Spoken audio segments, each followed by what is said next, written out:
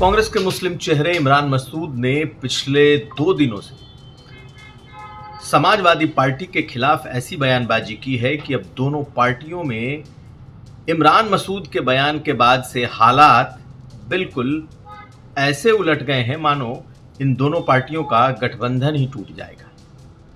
क्या इमरान मसूद अपनी निजी खुंदक निकाल रहे हैं या फिर उन्हें गांधी परिवार या यूं कह लें कांग्रेस के शीर्ष नेतृत्व का वरदहस्त प्राप्त है? आखिर इसके पीछे की वजह क्या है? क्या कांग्रेस पार्टी दबाव बनाना चाह रही है इमरान मसूद के जरिए कि जल्द से जल्द सीट शेयरिंग हो? और क्या अखिलेश यादव फिलहाल सीट शेयरिंग टालना चाहते हैं? क्या है अंदर की कहानी? आखिर क्यों दोनों पार्टियां एक तरीके से तलवार निकाल कर सामने हैं?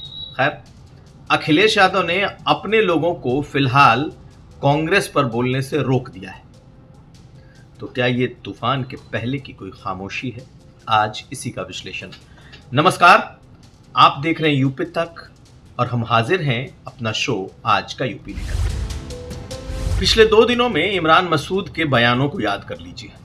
इमरान मसूद समाजवादी पार्टी के खिलाफ क्या क्या नहीं बोल रहे हैं। उन्होंने कहा कि अगर 2024 में कांग्रेस पार्टी समाजवादी पार्टी के साथ नहीं आई होती तो समाजवादी पार्टी का हश्र 2022 के चुनाव वाला होता। यानी कि इस बार 2024 में तो बीजेपी को पछाड़ दिया, लेकिन अगर कांग्रेस नहीं होती तो फिर आधे पे ही अटक जाते। समाजवादी पार्टी को लेकर इमरान मसूद के बयान नए नहीं हैं, वो पहले भी लगातार बोलते रहे हैं। अब तो अखिलेश यादव को लेकर वो मुस्लिम इश्यूज भी उठा रहे हैं कि मुसलमानों के मामले में अखिलेश यादव और समाजवादी पार्टी चुप है। तो क्या सचमुच दोनों पार्टियों के बीच अब मुसलमान वोटों को लेकर या दोनों पार्टियों के बीच का जो रिश्ता है वो बिल्कुल अब टूटता जा रहा है? लेकिन इन सब के बीच एक और घटना हुई है, और घटना ये कि जब कांग्रेस पार्टी की तरफ से इमरान मसूद ने इस तरह की बयानबाजी की, उसके बाद से अब समाजवादी पार्टी मुखिया अखिलेश यादव ने अपने लोगों को कांग्रेस के खिलाफ बोलने से रोक दिया है। यानी कि अखिलेश यादव ने अपने सभी प्रवक्ताओं, सभी सांसदों को मना कर दिया है कि कांग्रेस पार्टी और खासकर उनके शीर्ष नेतृत्व के खिलाफ कोई बयानबाजी ना हो। और कल से ही आप देखें तो कोई बड़ा नेता समाजवादी पार्टी का कांग्रेस के खिलाफ बोलता हुआ नहीं दिख रहा। तो इसके पीछे की क्या वजह है? क्या समाजवादी पार्टी कांग्रेस के ऐसे हमलों से डर गई है, या फिर कांग्रेस पार्टी के इन हमलों के बाद अब अखिलेश यादव को लगने लगा है कि कहीं ऐसा ना हो कि उनके नेता भी बेलगाम हो जाएं और जो रिश्ते इस वक्त बहुत नाजुक मोड़ पर हैं, यानी कि कह लें कि वर्किंग जो रिश्ते हैं, बचे खुचे रिश्ते हैं, वो भी ऐसे बयानों से ना टूट जाएं। जिस तरीके के बयान इमरान मसूद ने दिए, उसके पहले अगर आप देखें तो जो नए नवेले उत्तर प्रदेश में प्रभारी बनाए गए हैं राजेंद्र पाल गौतम, उन्होंने आते ही कह दिया था कि बात तो बराबरी की होगी, सीटों का बंटवारा बराबरी के स्तर पर होगा, कोई हमें दोयम दर्जे का ना समझे। उधर इमरान मसूद लगातार ये कह रहे हैं कि 170 सीटें हम लोगों ने ए कैटेगरी की चिन्हित कर ली हैं, और एक दिन पहले उन्होंने ये भी कहा कि न तो कोई गठबंधन की बात हो रही है, ना ही कोई सीट शेयरिंग पर बैठक हो रही है, सीट को बंटवारा कैसे होगा ये अभी तक तय नहीं हो रहा है। तो देखने से बिल्कुल साफ ये लग रहा है कि जो बयानबाजी है वो पूरी तरीके से अगर कहा जाए तो सीट बंटवारे की ब्लैकमेलिंग से जुड़ी हुई है। ब्लैकमेलिंग शब्द बहुत खतरनाक है, लेकिन इस बार कांग्रेस पार्टी चाहती है कि ये सीट बंटवारे का मामला बिल्कुल आखिर तक न जाए। सीट बंटवारे को लेकर अभी ही इस पर विचार हो जाए, अभी कांग्रेस और सपा के लोग बैठ जाएं और अपनी अपनी सीटें तय कर लें। कांग्रेस पार्टी का जोर है कि हर जिले में उनको एक सीट दी जाए, यानी कि अगर 75 जिले हैं या 80 लोकसभा सीटें हैं तो हर लोकसभा सीट में कम से कम एक सीट, कम से कम, और जहां जहां वो मजबूत हैं वहां उनकी मजबूती के हिसाब से सीटें बटें। तो उनका कहना है कि पहले सीटों की संख्या तय हो जाए, लेकिन अखिलेश यादव की तरफ से यह कहा जा रहा है पहले आप अपने कैंडिडेट बताओ। यानी कि बात दोनों के बीच फंसती नजर आ रही है। दोनों पार्टियों के बीच अभी से ही सीट बंटवारे को लेकर के जबरदस्त खींचतान है।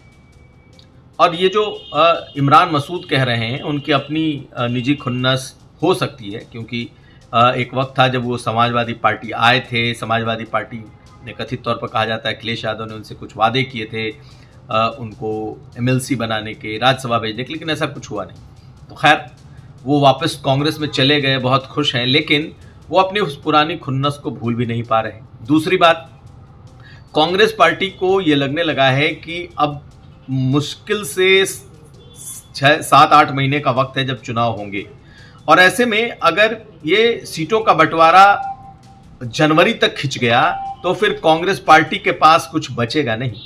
फिर तो समाजवादी पार्टी की दया पर ही निर्भर रहना पड़ेगा कि जितनी सीटें समाजवादी पार्टी उनके लिए छोड़ दे उसी पर लड़ना पड़ेगा। और इस बार कांग्रेस पार्टी इस मूड में दिखाई नहीं दे रही।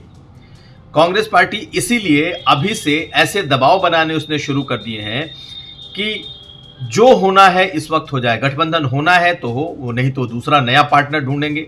और अगर गठबंधन होना है, अगर नहीं होना है तो वो अपना दूसरा पार्टनर ढूंढेंगे। अगर होना है तो इस वक्त सीट के साथ तय हो जाए। लेकिन समाजवादी पार्टी को कोई जल्दी नहीं, और वो किसी सूरत में इस वक्त सीटों को लेकर के टेबल पर बैठना नहीं चाहते हैं।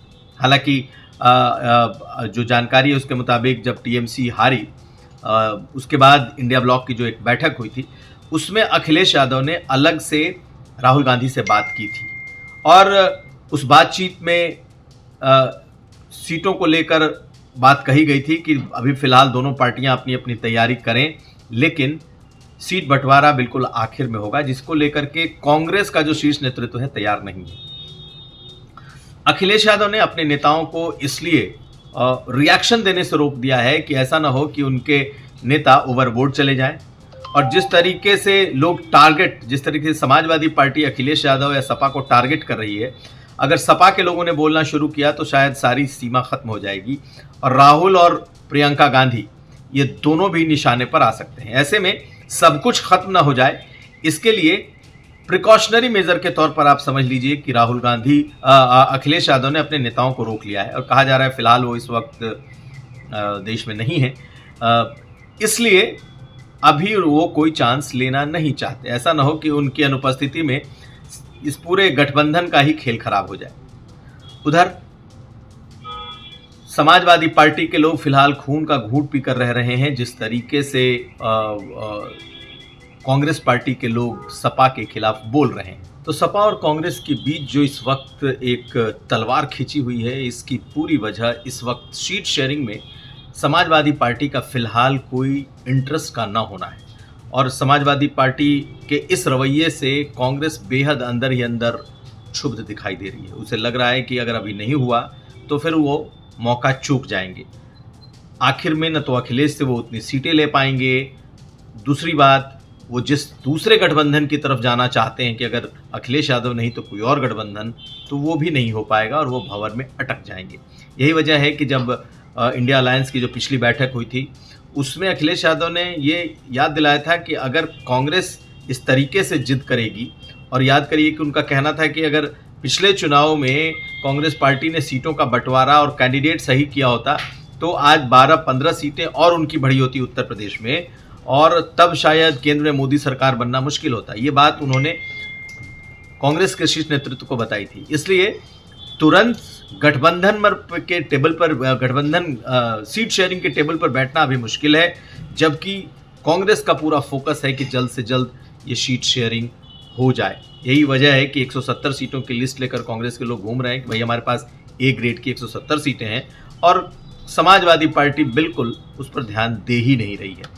तो अब दूसरी बात ये हो रही है कि अखिलेश यादव इन दिनों सॉफ्ट हिंदुत्व का कार्ड खेल रहे हैं, चाहे वो शंकराचार्य की शरण में जाना हो, मंदिरों की बात करना हो, ज्योतिष की बात करना हो, राम मंदिर पर बड़े तौर पर इस मुद्दे को उठाना हो। कांग्रेस पार्टी इससे दूर है। कहते हैं राहुल गांधी ने अभी तक चढ़ावा चोरी, राम मंदिर के मुद्दे पर एक ट्वीट तक नहीं किया है। तो कांग्रेस पार्टी को लग रहा है कि वो इस वक्त मुसलमानों की उत्तर प्रदेश में जो बड़ी आवाज़ है वो कांग्रेस पार्टी है, ऐसा कांग्रेस को लग रहा है। उन्हें लग रहा है कि अखिलेश यादव मजबूरी में मुसलमानों के चॉइस बने हुए हैं। अगर कांग्रेस मजबूत दिखाई दी, खड़ी रही, तो मुसलमान वोट आ जाएगा। यही अखिलेश यादव को भी खटक रहा है। और इन दोनों के बीच की जो लड़ाई है या द्वंद्व है, यह मुस्लिम वोट को लेकर के है कि अभी भी मुसलमानों का बहुत बड़ा तबका अखिलेश यादव के साथ है, वोट कर रहा है, और अलायंस है तो सोने पे सुहागा जैसा है। लेकिन अगर आप देखें तो कांग्रेस को एक चीज और इस वक्त दिखाई दे रही है, देश भर में रीजनल पार्टियां सिमट रही हैं, हार रही हैं, और विकल्प के तौर पर रीजनल पार्टीज के विकल्प के तौर पर कांग्रेस ही आने वाले समय में होगी, ऐसा कांग्रेस को लगता है। तो यहां भी जिस तरीके से सपा पर हमले हो रहे हैं, वो आगे की भविष्य की रणनीति दिखाई दे रही है। देखना यह है कि क्या सचमुच ये गठबंधन इसी तरीके से नोकझोंक के साथ आगे बढ़ता है, या आने वाले वक्त में इस पर भी कोई फैसला होता है। अगर इसी तरीके से ये बातें चलती रहीं और अंदर ही अंदर दोनों पार्टियों के बीच ये विवाद पनपता रहा, भड़कता रहा, तो फिर गठबंधन यानी अलायंस पर भी बात आंच आनी तय है। इंतजार रहेगा। तो ये था आज का यूपी। हम कल फिर हाजिर होंगे। हमें दीजिए इजाजत। देखते रहिए यूपी तक।